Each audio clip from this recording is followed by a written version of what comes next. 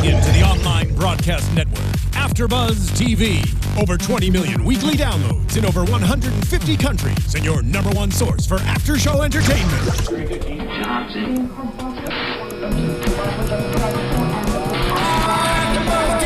AFTERBUZZ TV, the destination for TV superfans. Producing after shows for over 300 of your favorite TV shows. Interviewing celebrities and showrunners. And bringing you behind-the-scenes exclusives. All thanks to E! Entertainment's Maria Menounos, producer Kevin Undergaro, and internet leader Akamai.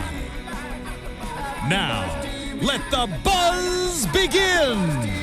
What is up, gladiators? Welcome to another Scandal AFTERBUZZ TV after show. This is season 4, episode 4, Like Father, Like Daughter, and my favorite episode of the season to date.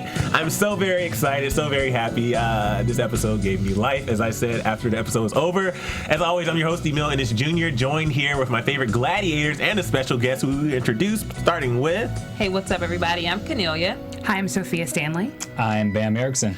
And on the guest couch, we have the amazing, the talented Mr. Brian Letscher, who plays Tom on Scandal. How are you doing tonight? I'm doing fantastic. Are you kidding me? It's Scandal Thursday. TGIT.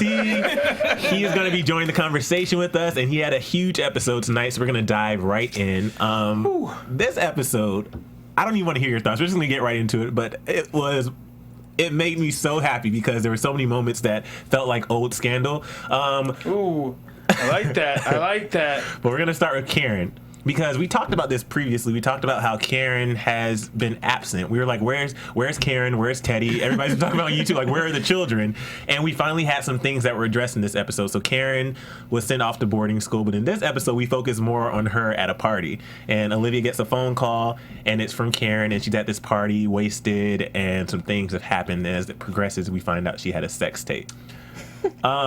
Yeah, if you can say that things have happened, yeah. That's one way to put it. Some things happen. Yeah, right on. But it was definitely interesting to see how her character has grown, because I like when we have like these breakout moments with characters, and we'll just skipping forward a little bit, but when she had that scene with Fitz in the Oval Office where she kind of basically told him what was going on with her, I like when we have that moment with these characters, and I like that we got to see a different side of Karen, but also see that just because she is the first daughter, she's still human. She's still what, Bamm?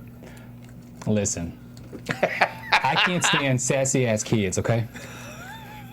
Sassy kids. I can't deal with sassy kids, and regardless of the neglect that you've been feeling because of what's been going on in your family, you have a responsibility. You know that people, when you're in school, people are probably taking pictures of you and so forth. So that was just dumb. Do you think, though, that she should have thought that Yes, any she should have time thought. that she has sex, it's going to be recorded? Yes, especially when you're drunk.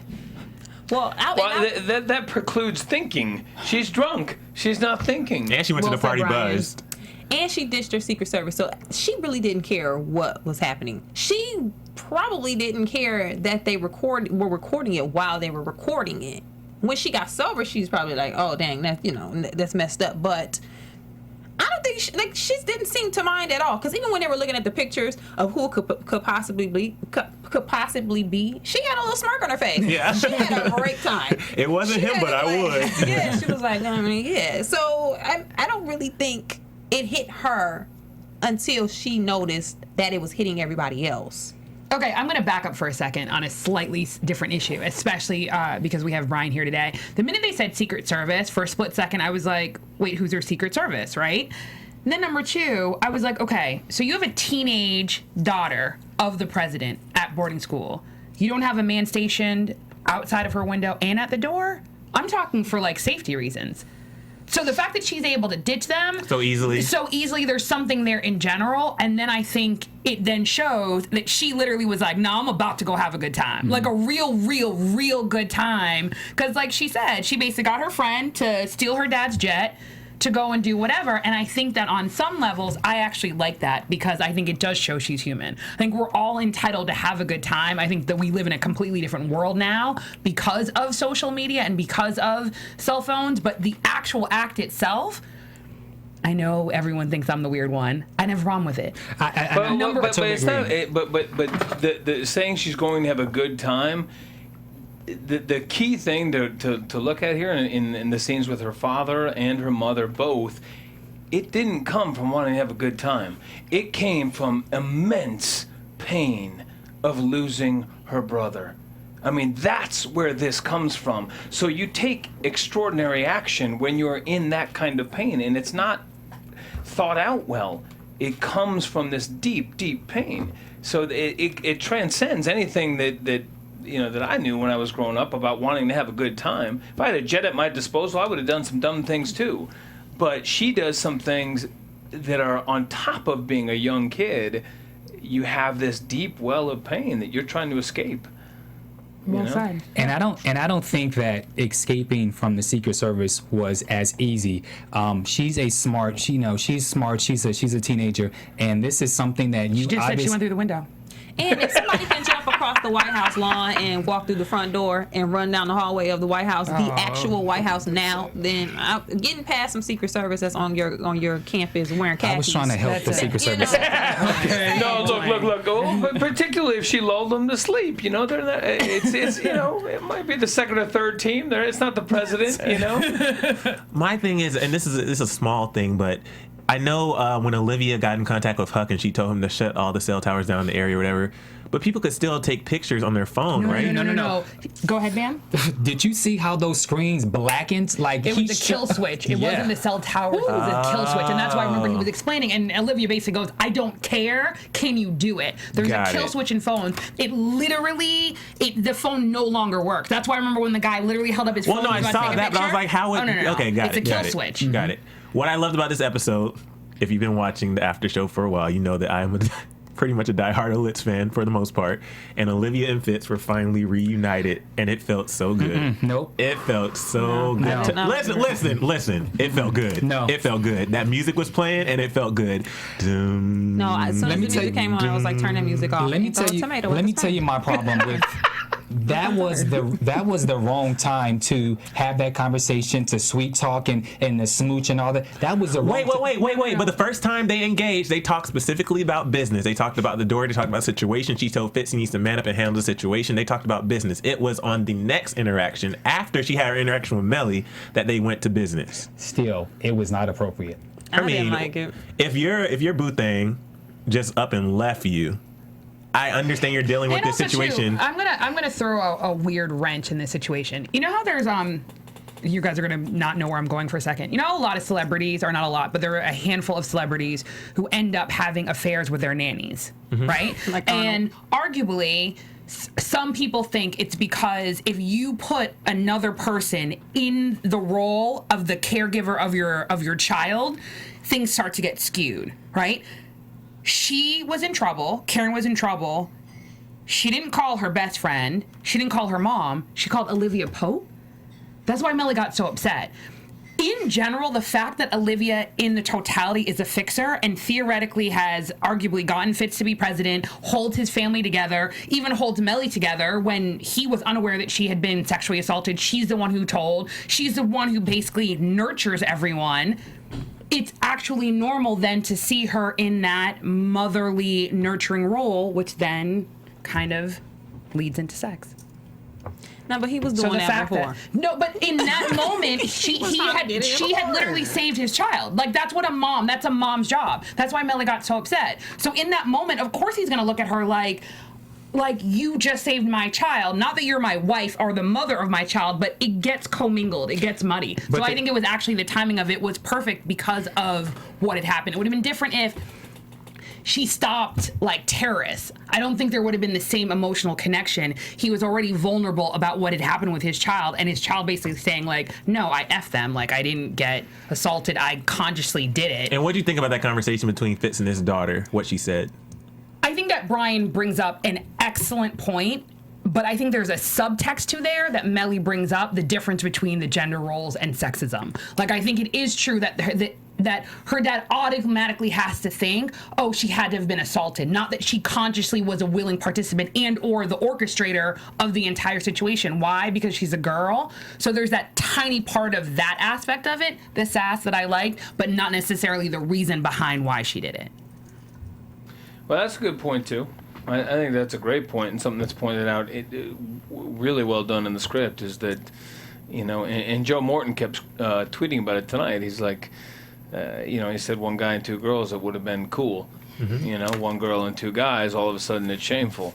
So that's an interesting thing to look at. But where it came from, I think, the bottom line is she's still a young kid. Exactly. And those kind of decisions when you're that young, and Olivia Pope says it to the parents, this is child pornography. Like, when you're that young, those kind of decisions, in my mind, can't be made from an adult brain. They just can't. You Agree, don't have 100%. an adult brain. Agree. So it's a little bit different, boy or girl at that point, man or woman, when you're, how old is she, 17, 16? Because you don't have you can't consent because you're not theoretically an adult. Correct. Perfect. Yeah, it's different. Now we'll get back to Olitz, but before we get to Olitz, we have to talk about Mellie and Olivia because the interaction they had when they first started. First of all, it was just funny. She was on the phone with Jake, like being all lovey-dovey for a little second. Now all of a sudden she just another like swoop. But the way Mellie went up to her and grabbed her, like, Olivia, what are you doing here? I mean, but Mellie was right. Wait, but she chased her. In a robe and Uggs. She chased her down the White House hallway in a robe and Uggs. There was no click-clack of heels. It was slide. It was great.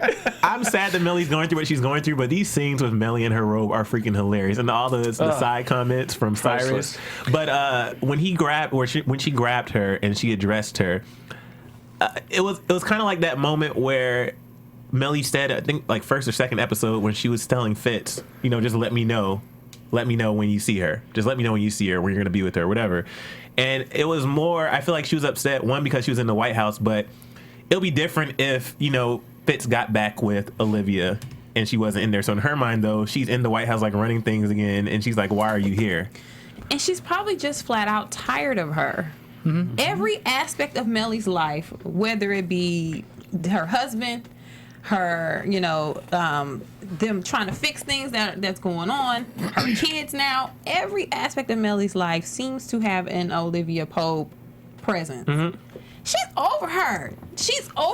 It's kind of like Abby, what Abby's going through. Yes, she is over it. That's why she yoked her up and grabbed her like that, because she's like, I am so sick of you. Please leave. Just go home. But this is where my problem comes, because although Mellie is going through her situation, I feel that as a mother, she should have been informed of what's going on with her child. Thank you. Regardless of how she's feeling. As a matter of fact, my perspective of Mellie's mourning now even changes, because I sometimes forget that they have kids because we don't see them. I forget that they have kids. Right. So the fact that Karen was brought into this episode, it changes my perspective. She needed to get out of that mourning thing a long time ago. That's just my opinion. But I feel like she should have been informed, because that's her child. And if I could just imagine if I would have done something like that, and the mom, she would kill me. I'm going to piggyback on what Bamm just said. I completely agree. And I also agree based on what Bamm said and what Brian said earlier, because I think there's an emotional element. Because at the end of the day, we still have a child who is mourning, who did something that could have longer repercussions emotionally, and the person who is best equipped to handle that is her mom, regardless of where you kind of fall with Mellie, you like her, you don't like her. So it's a serious issue. It's not just an issue of this kid got drunk, had sex at a party.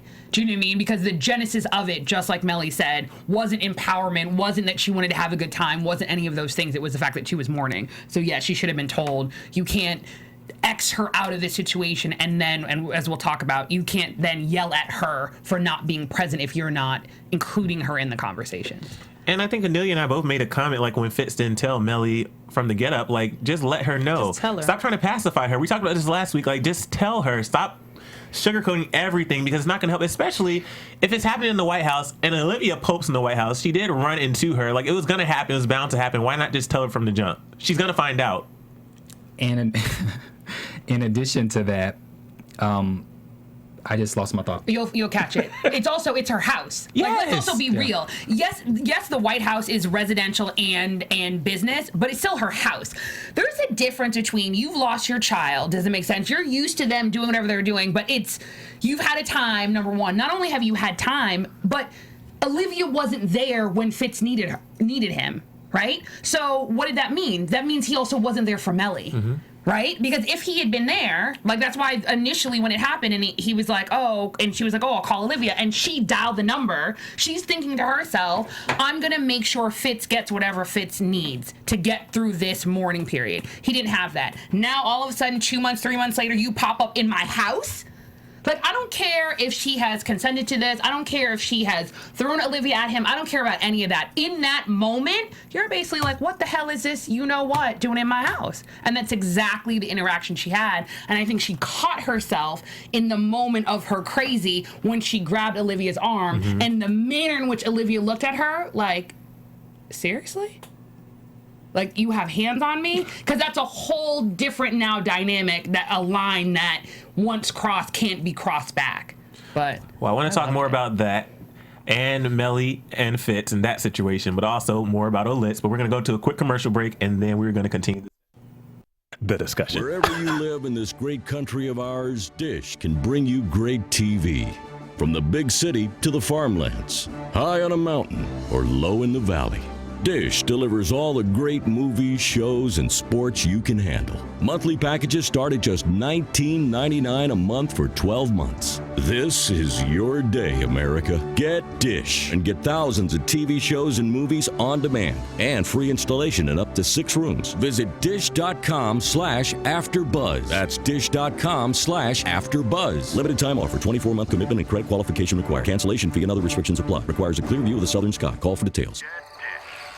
Did he just say we can get Dish for just $19.99 a month? Well, yes, he did, dear. And what do we pay for TV now? A whole lot more than that, dear. And why do we do that? I don't know. Get Dish. Go to dish.com/AfterBuzz. That's dish.com/AfterBuzz. All right, guys, there were so many moments in this episode that had me going like at the screen, but Mellie and Fitz, the way that we know that they can fight, we know that they can go at each other, but this scene, it didn't come out of nowhere, but it was just a lot to handle because Fitz has this built up tension and aggression because of what's going on with Mellie. He knows she's mourning, but at the same time, like he said in his argument, I'm still doing my job.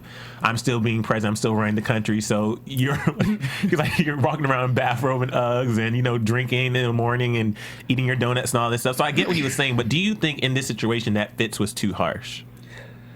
He's late. You're super late. Again, you're the man, you're the husband, okay? You are moving on, but you need to also help your wife, help the two of you move on together. Not make this a separate situation. Quick question. When you say that he was late, though, do you mean that this argument should have happened before, or he should have just addressed it earlier? He should have addressed it so that there is no argument. Got it. Ooh. Got it. He needed to get it off his chest, but I agree with Bamm. It was like, at this point, it was like, all right, Fitz, you done. Knock it off. Because the way you tried to kill yourself, are we going to talk about that too? They could go tit for tat all they want.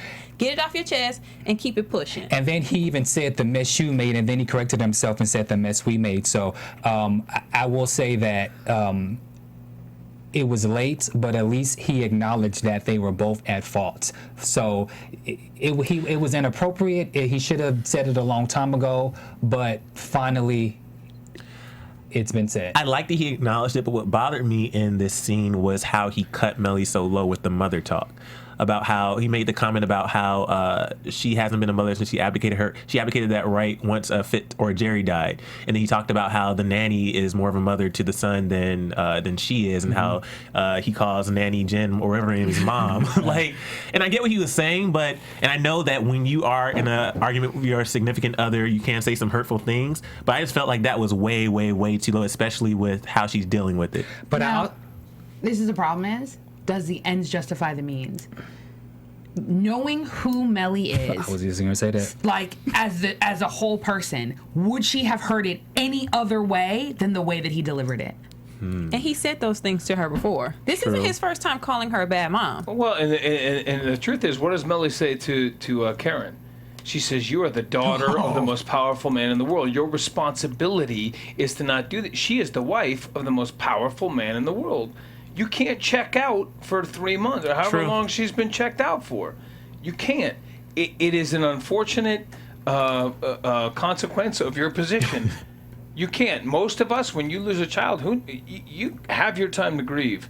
But in that position, how long after JFK was shot? Jackie O was 90 minutes later. She was at the inauguration or the swearing in of I'm gonna forget who became president after that.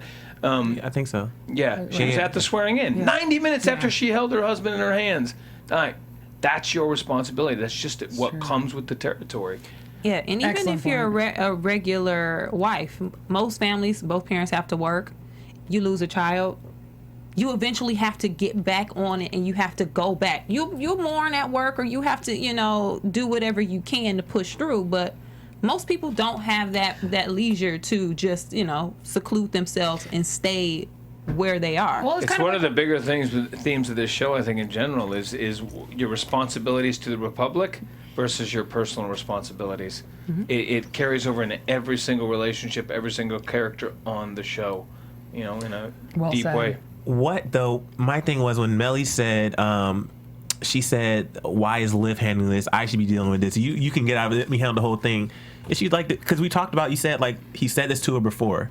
Why would she think that she could possibly handle? Because she's a mother. And listen, no matter what situation that you're going through or whatever problems that you're going through, when something tends to your child, then everything goes out of the window. Then boom, you go back into mommy mode, which is exactly what she did when she walked into the bedroom. She sat on her bed and she comforted her and she gave her and said, "Great scene." What? And said what she said. So she snapped out of it, and that's what moms do. They snap out of it.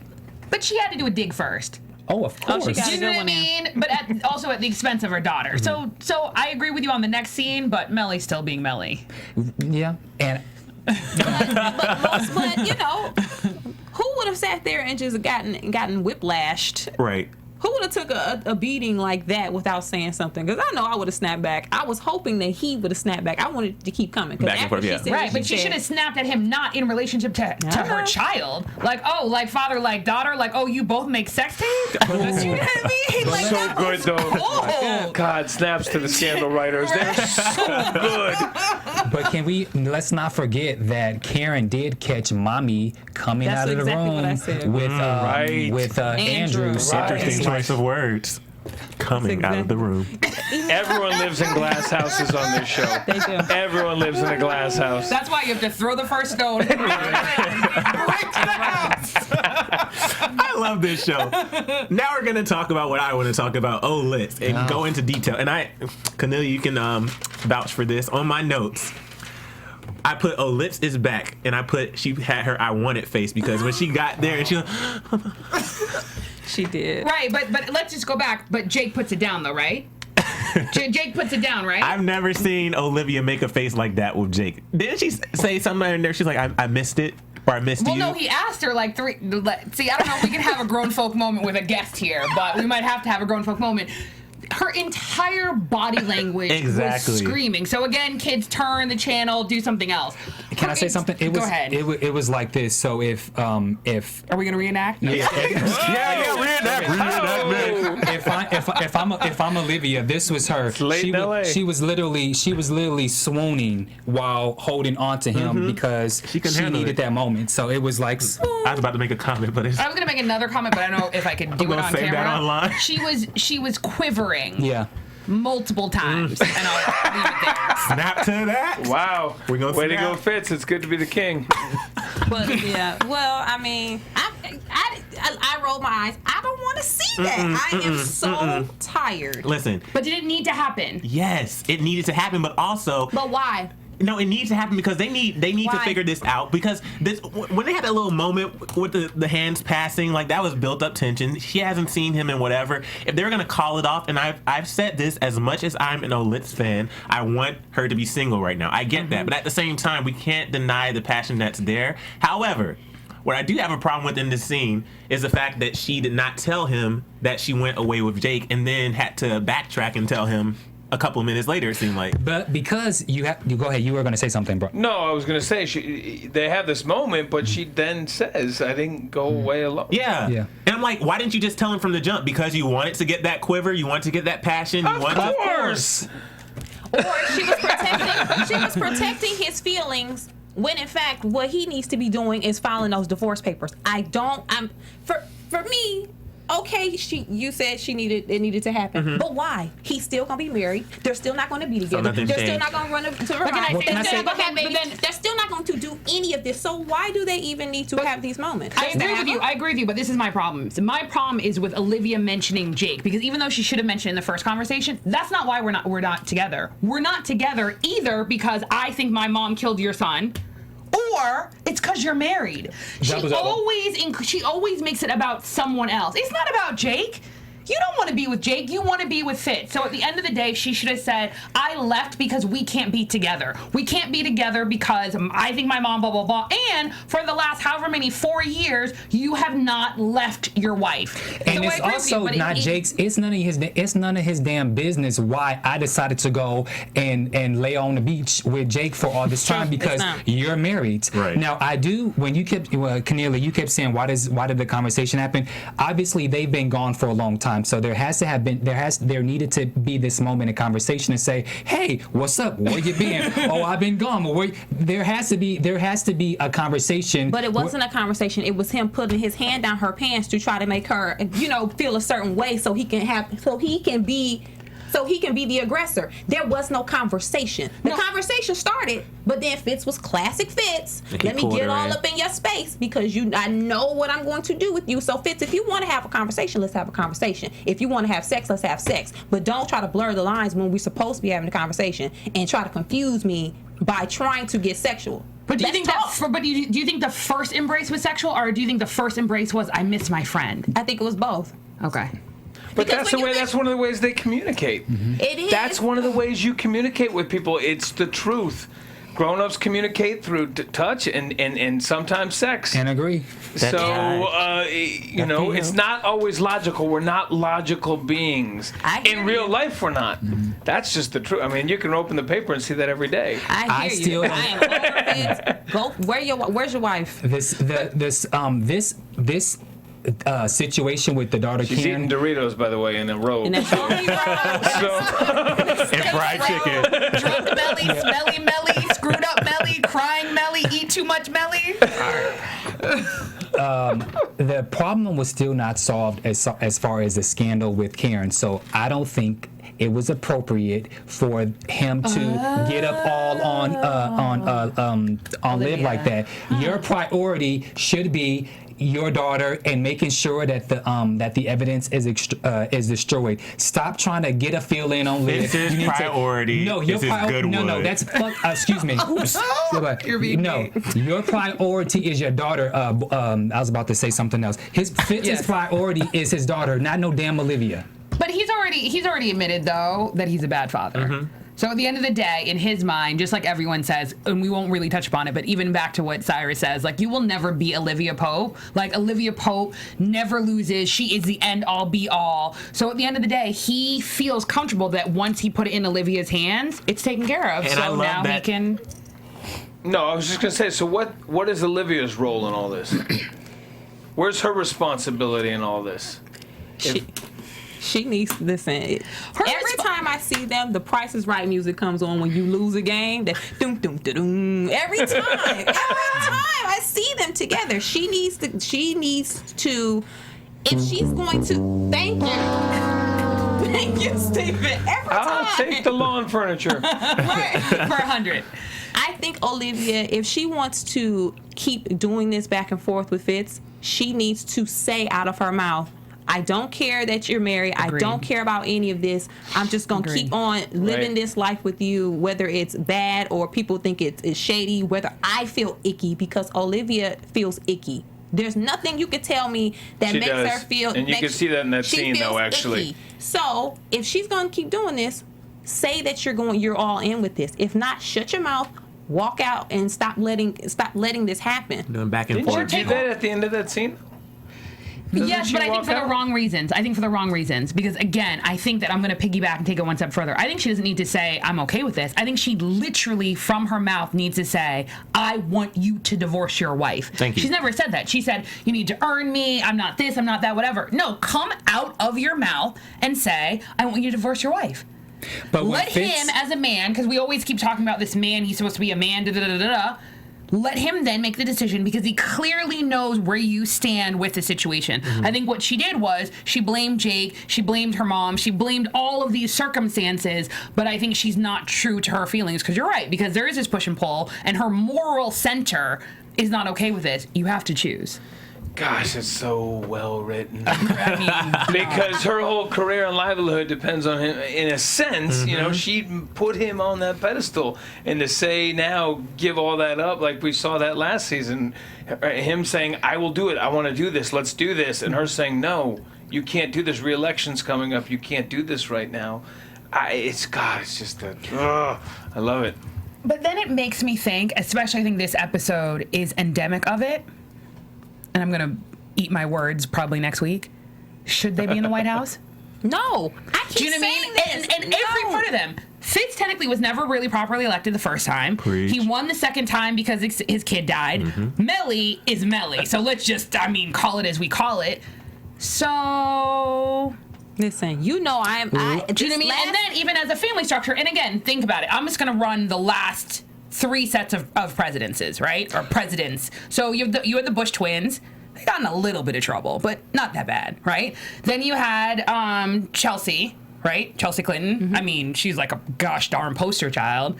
And now you have Sasha and Malia. I mean, beyond poster child for the new era of 2014. They're just accessible enough, but not too much so. They're children. You know that they're bright. You know they're well loved. And the family structure, whether or not it's real or not, I choose to believe it is 100% real. It's a family structure. Who's taking care of the kids? Not a nanny, their grandma. So I just say that from a public perspective as well as the integral aspects of the presidency. I don't think Fitz earned it. I really don't think he did.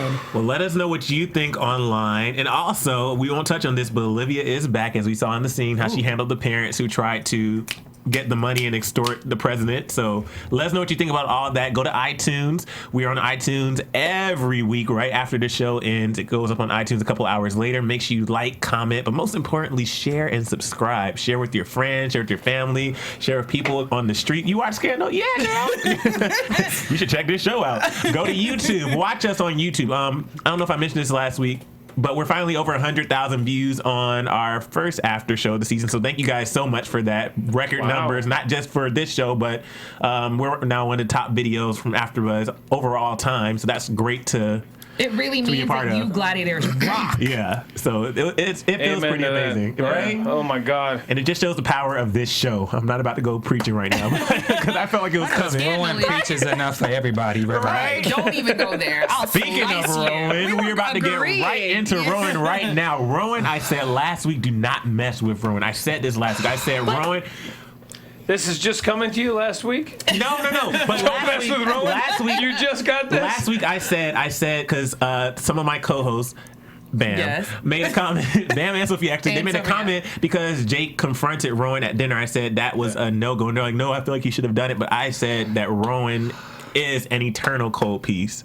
Rowan should not be messed with. And Rowan showed up and showed out, literally showed up and showed out today in that scene. Well, yeah, I mean, let's go straight to the first scene with Tom and Rowan. Well, or Tom, do you want to back up? No, yeah, we can back up. Yeah. Tom, who's in studio here, so we're gonna definitely ask you some questions, but Tom is in a shitty situation because he's between 2 killers right now, one former head of B613, one current head of B613. Like, it's just a lose-lose situation for him. Who is he going to ally with? And Jake's telling him, don't trust him, trust me. Rowan saying, you better do this, I'm putting the clock on this. So in that situation, who would you trust? You know who I'm. I mean, obviously Rowan for me. Yeah, I'm Team Rowan.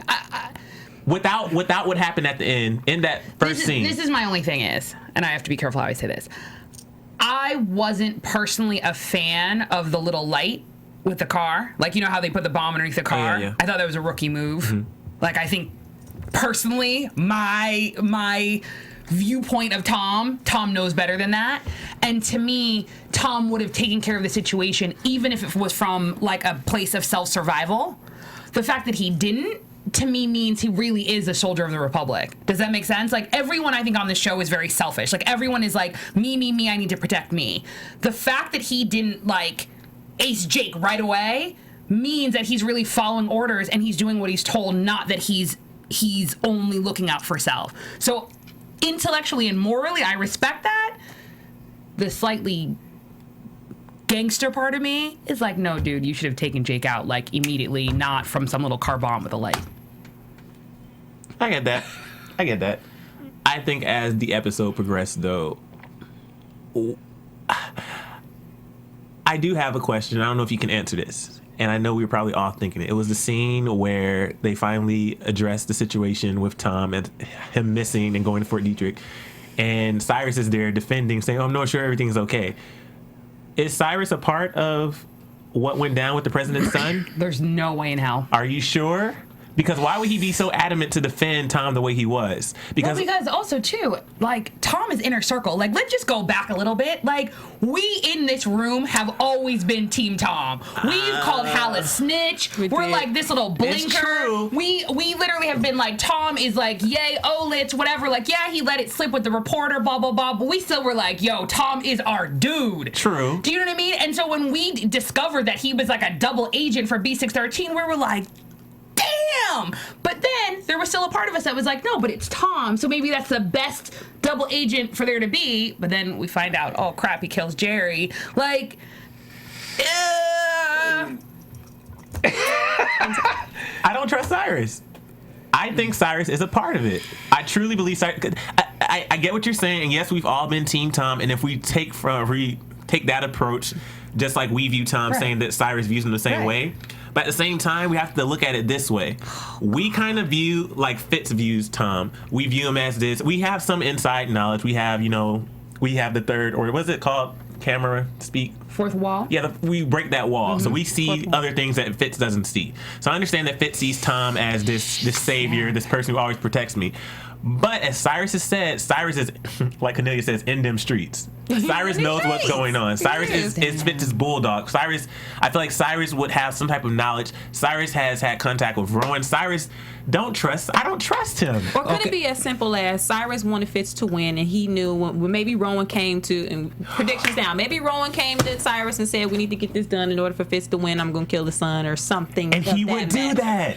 Who knows? He would do that. So then, but then wouldn't he have protected Tom better? No. Cyrus didn't barely protect his husband. No, but that's what he did. Yeah. So why would he care about a Secret Service? But he was willing to take his husband out to keep the secret. My thing is this: if Cyrus, in fact, and I know I'm literally as I'm talking, I'm like not believing it, but I'm still gonna keep going. If perfect, Cyrus knows that Tom it was involved, right? Then he's gonna protect Tom because in that room he doesn't know what Tom's gonna say, and Tom potentially outing Rowan could then trace back to Cyrus. And if for any reason Fitz thinks that Cyrus killed his son, but then could Cyrus be the one that sent Rowan in there? But let me also say this: he's not that good of an actor as Cyrus, as Jeff Perry. He's effing phenomenal. I get what you're saying. But as Cyrus in that moment, he's like, "What's going on?" No. When Cyrus asked Fitz about the whole thing, about the discrepancy on November 2nd, the look on Cyrus' face, it wasn't like he knew what was going on but was pretending. He seemed like he genuinely didn't know what the hell was going on, because when Cyrus doesn't know what's going on, he doesn't like not knowing what's going on. So there was a look on his face that said, wait a minute, why don't I know November 2nd? I'm Cyrus, I know everything. That was just kind of a expression that he gave, in my opinion. Okay. Well, let us know what you think. Hopefully there's some people on my side, but I can definitely see. I'm interested to see where this plays out. So let's see, are we going to go in the room? Oh my gosh. First of all, we have to, so Jake, like I said, Jake told Tom, trust me. and Jake has been adamant he tried to get information to Fitz right before Fitz went to go see Tom and what was going down with the interrogation. And then they get down there, but when Tom was talking to the investigator, and he was sitting there, and he was just about to reveal, like, tell the truth and let the truth fly free. When Rowan stepped into that room, I was at the edge of my seat from that moment until the end of the episode. Because Rowan, first of all, Eli Pope, Rowan, Joe Morton is the most incredible actor, and we'll talk about what it is like doing the scene. You know what? Let's actually go there now, Yeah. because when we were watching, you literally were talking about how it was to do that scene with him. Well, yeah. I mean, you watch. I've watched him for, I don't know, a season and a half, however long, and I haven't actually had that much to do with him. So I was looking forward to that hugely, and then to sit in a room with him and knowing where I had to go, which was to give up Jake. And Tom is not someone, in my opinion, who's going to give something up easily in that regard. You needed a lot of pushing. You needed someone who could really... The situation certainly would make me... I have to choose. I know the president's right there. There's a lot going on. I feel guilty. I think about what I did. But Joe Morton is a powerful, powerful actor to be in the room with, and you needed that, and that's where, clearly the writers know who they're dealing with. They gave him something. He's going to push that character, push Tom to give up Jake. And Tom has no choice at that point. What are you going to do at that moment? We had some, not a mini fight, because Bamm. I'll say it. When you gave up Jake and not gave up the true information, I called his character a wussy with a P, capital P. You did. You did. And I almost jumped out of my chair and proved you wrong. But you are too sweet in real life to do that. Listen, thank you so much, because I'm only 142 pounds. And you're way bigger than I. You're a professional. But I just think that you should. I understand why it was safer to go with Rowan, but have some damn balls. You made your bed. But he's gonna cut him off if I have him. If I show him my balls, he will take them and slice them off in front of me. What does Tom do in that situation? But is he gonna cut his balls off anyway? Because he's still the only other person. Live who another knows. day. Live another day and fight for another day. Who knows? Tom has been there. Tom has been there with Rowan for we don't know how long, partnering with the head of B613. Tom knows what goes down in them streets. So here's the thing. If Tom would have gave up Rowan, yes, that's a sure death. But we know how Rowan gets down. That could be a long... The president was sitting right outside. Do you think Rowan would have took him out just right that second? No, I'm not saying that, but that's what I'm saying. Look how Rowan's agents handle things. Huck will torture you. Charlie will torture you. He can keep this going on. He'll put you in a hole. That will be a long, painful death. A long, painful death. If he ratted out Jake, though, you said, you live another day, but at the same time... I'm gonna cut you off for a second, because we talk about this a lot on this show. Theoretically, if Tom really works for B613 and not the president, he should then be loyal to his command, his chain of command, right? If we call him a soldier. So as a soldier, you follow through with your orders. You don't jump ship just because it gets hard. Because theoretically, as a soldier, you're willing to put your life on the line for, like we said, the Republic. Which theoretically is Rowan.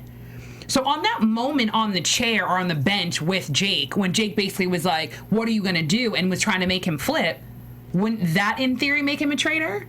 So isn't it better for him to hold the line and really just follow through? Because at the end of the day, you made a conscious choice to kill the president's son, go down with the ship. To follow orders. But this is, again, what every character on this show must deal with, which is, how do I serve the Republic and how do I serve myself? Because on the park bench, I would argue that Tom has an affinity for Jake. He'd prefer that Jake be command. Jake did things a little bit differently. He would prefer that. However, Jake's not command. Rowan is. And we've seen the psychological effect that Rowan has on people. We've seen it in Huck.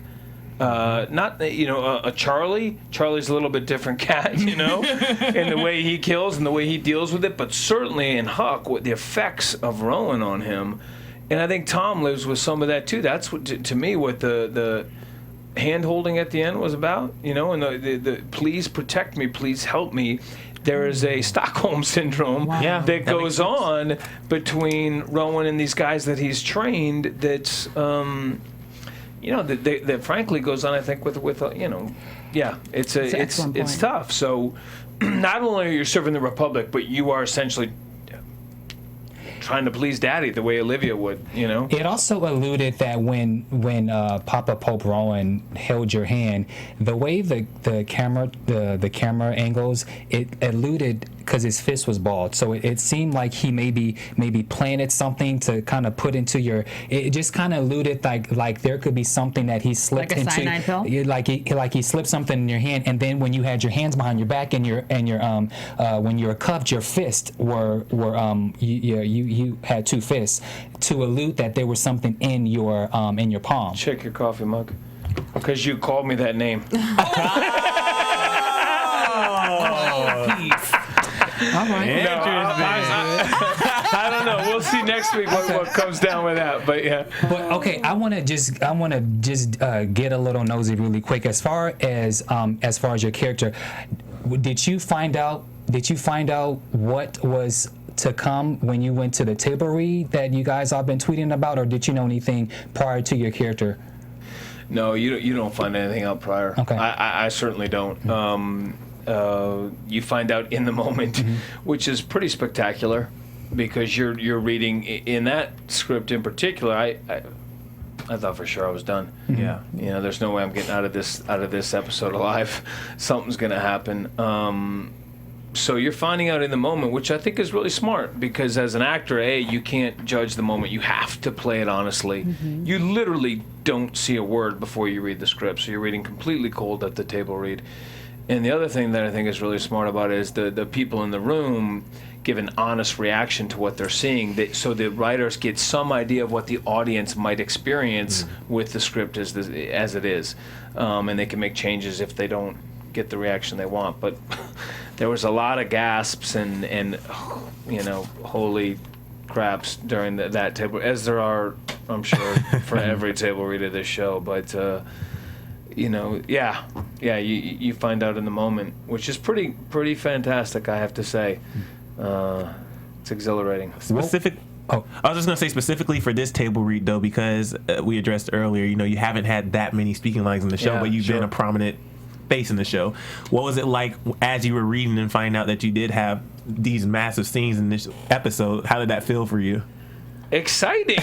Are you kidding me? Exciting!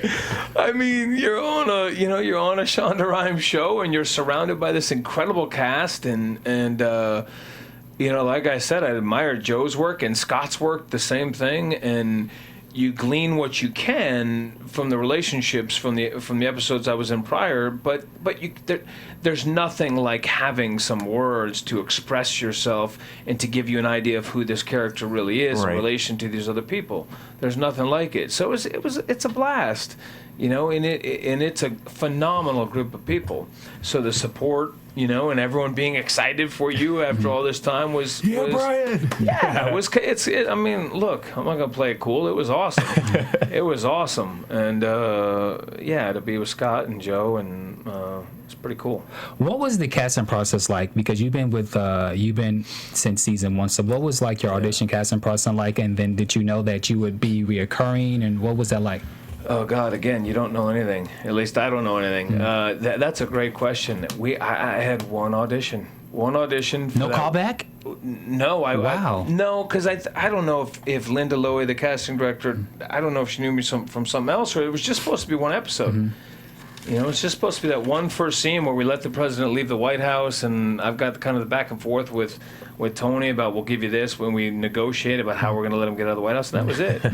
And then there was one little scene at season 1, and I think season 2 I maybe had 6 or 7 episodes, and then season 3 it obviously got a little bit bigger. Not a ton of words, but lots of phone handing off and more significant role. And but I knew none of that. It's been a great surprise and also a great exercise in just being patient and having fun and enjoying the ride. And Who knew? You know, who knew? Speaking of enjoying a ride, now, if for some of you fans who are not familiar, you have a brother who's an actor. Yeah. And his name is Emile Ennis. Yes. And he's also on Scandal, and he plays Billy Chambers. Yes. So, I mean, shoot, like,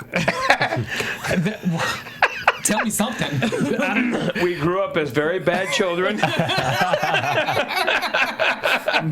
We learned to kill at a young age. Yeah, I don't know. I mean, Matt, surprisingly enough, when I went into audition, they did not know I was Matt's brother, which gave me a great, it was cool. Had no idea. So that was kind of neat to get on the same show. It was a huge thrill for my mom. My babies. Yeah, totally. And God bless Out a her. billboard. She has earned it for sure. And you know, it's I don't think either one of us ever thought that would happen, that we would be on the same show. And it's hard enough to get on a show, let alone the same show. And you guys have never appeared in the same scene. So do you guys have conversations about, you know? We act out our own ideas of what our scenes might be on Scandal together on the weekends around a barbecue. No, we do have I mean, a little bit. I mean, I'll be honest. We talk about work, but we also we're both writers, and we talk about our own projects. I mean, we're thrilled about Scandal, and he you know, when this episode was coming on, he texted me tonight and said, you know, congrats, have fun, and we're definitely aware of what each other are doing and what we're up to, for sure. And Scandal's such a huge hit that. It's very exciting to be on it for both of us. You mentioned that you're also working on other things. What kind of other things are you working on? I wrote my own pilot that I shot in the spring and directed and starred in, and we're in the process of final cutting that. My brother Matt also wrote his own pilot called One and Done. Mine's called Maple and Malone Private Dicks, about two private detectives in Santa Monica who only solve crimes from the time they drop their kids off at school to the time they pick them up, and they don't ever actually solve a crime. They just make their clients feel like they solved the crime. That's funny. And then my brother's show's called One and Done, and he did a fantastic job with it. You can find it at oneanddonetheshow.com, and I act in that, and it's about a group of 40-somethings who've kind of gotten on in life and looked around and have kids and a family and realize, oh God, we want to recapture our youth. What are we looking at here? Is this it? And so they reformed their high school 3-on-3 basketball team. And they're not quite the same athletes that they once were. But really, it's a look at you know, facing your own mortality and what is meaningful in life. And it's a beautifully written, funny show that's on Kickstarter right now, actually, so we're raising money to shoot a whole season. Oh, we'll check it out and donate. Definitely. For sure. And do you think right that on. the Scandal effect will help with that in terms of crowdfunding? God, I hope so. Yeah. Definitely make sure to tweet about that. Yeah, no, it's a really well done show. He did a fantastic job. My final question for you is, you talked about patience as far as your acting goes. And, you know, you have over 24 credits to your name, and this is probably one of your biggest roles so far. Sure. What advice would you give to younger actors out here in Hollywood or anywhere who are like, oh, he's doing it. How do I get that? How do I make that happen? Ooh, It's a loaded question. That's a big question. Yeah, without sounding too over serious, faith. It takes a deep amount of faith, but you only get faith by doing what you want to do. So I think you have to build your own faith. I think there's half of you that has to believe no matter what, and there's the other half of you that has to go build that belief. And the only way you build that belief is by acting. So if you want to be an actor, don't wait for anyone to give you a job. Go write your own stuff, go shoot your own stuff, go get on stage on some... I did so many little plays in New York City, tiny black box theaters. Literally, we did shows with 3 people in the audience. But I did stand-up. I had a bet with a friend where we did stand-up. We were going to do stand-up every week for a year. We did 50 weeks of stand-up. Wow. And the only reason I don't think I was funny at all, but the only reason we did it was to get on stage and to have a voice, to have to write your own stuff, to have to stand up in front of a crowd with a light in your face and get comfortable. Because it's not natural. The people who it comes totally natural to that wasn't me. You know, so you have to get comfortable. You have to do it. If you want to be an actor, go act. You want to be a writer, go write. It's as simple as that. And then there's the other side of you that, yeah, you have to just have blind faith sometimes. But that blind faith has to be supported by some success. Yeah. I had success along the way. If you're cracking at it for a long time and nothing's happening, maybe you want to think about something else. Yeah. But, Anybody else? Just one last question. You played football for University of Michigan football. Go in Blue. 1992. You won the Rose Bowl. So I just want to give a shout out to you guys about that. And then do you still keep up with college ball? Oh, yeah. Okay. Oh, God, I'm a huge Michigan fan. Okay. Watch a ton of Michigan football and am rooting for them every single day right now. Come on, boys. This year, right? First you say that to me, and now you say that to me. This is I don't say that. I'm from Michigan. where are you from? I'm from Flint, Michigan. Oh, God. I coached at Indiana and Eastern Michigan University. See? I coached. We used to recruit in Flint all the time. Great athletes in Flint. I follow Michigan. I play fantasy football. I'm a huge... Oh, God, too much fantasy football going on. My girlfriend's like, would you put your phone down, please? You already work in fantasy all day long. You have to have another fantasy life. But, I love football. Well, it's so great having you join us here, Thank you. and we're happy that your character is elevated to this level, and it's such a great, amazing episode. For one more week at least. Right? Hopefully for many more For episodes. many more so that you can come back into the studio. Right on. We Thank loved you, having guys. you. It's a But blast. right now it's time for Kennelia's cold piece of the week. This week, I am going to go with Old Faithful for Cold Piece of the Week and give it to Rowan Eli Pope. Mainly because last week we saw him pretty much threaten Jake right in his own home with his daughter in the next room. But this week, he made it a point to follow through with what he said he was going to do with Jake and destroy him. We thought he was going to kill him, but what he did was destroy his reputation, destroy his livelihood, and he got Tom to do something that Tom wasn't initially planning to do. He yelled at him in true Rowan fashion. He threatened him mentally, and he played, the traditional Rowan mind trick on him. So for that reason, I'm going to give Rowan cold piece of the week. Let us know who you think your cold piece is the week. Wait, did I say that right? Cold piece of the week is on Twitter, YouTube, all that good stuff. But now we're going to go into predictions. And now, your AfterBuzz TV prediction. I see Sophia over here shaking her head. I'm the same way. I'm like, it can go so many ways right now. And I'll be real quick. I don't have a prediction. I just have you don't let Jake live. So that's... And Jake is going to live because I noticed that Jake now has second top billing. Before it was Columbus, that was number 2. It goes Kerry Washington, then Scott Foley. He's living. I'm just saying. We have to get on the editors for tipping off who lives here. I don't really have a prediction. Yeah, I'm the same way. It goes back to what I said about Cyrus. I think Cyrus may know more than we think he does. But other than that, I think I'm good. What about you? Well, you can't give any predictions. You actually know what I want to keep my job. I would love your predictions, but Come on. you can't give us any. But once again, we want to thank Brian for joining us today. Where can we find you on social media? At B Letscher, Letscher, on Twitter, and then I'm on Facebook and Instagram as well under the same. And once again, plug your Kickstarter campaign so they can check it out. One and Done, theshow.com, One and Done on Kickstarter. Perfect. What about you guys? You can find me on social media at Bamm Ericsen. On social media at Sofia Stanley. I'm on social media as well at Kennelia, Twitter, Instagram, and Facebook. And at Emile Ennis Jr. And go to YouTube and check out my I can't talk tonight. Chasing LA web series, youtube.com/Chasing LA. Guys, we love this. We love this show. Scandal's back. Olitz is back, kind of. Olivia's back. My crew's here. We're all good. Thank you again for the third time, Brian, for coming in, and we will see you next week. Executive producers Maria Menounos, Kevin Undergaro, Phil Svitek, and the entire AfterBuzz TV staff. We would like to thank you for listening to the AfterBuzz TV network. To watch or listen to other after shows and post comments or questions, be sure to visit AfterBuzzTV.com. I'm Sir Richard Wentworth, and this has been a presentation of AfterBuzz TV. Buzz you later. The views expressed herein are those of the hosts only and do not necessarily reflect the views of AfterBuzz TV or its owners or principals.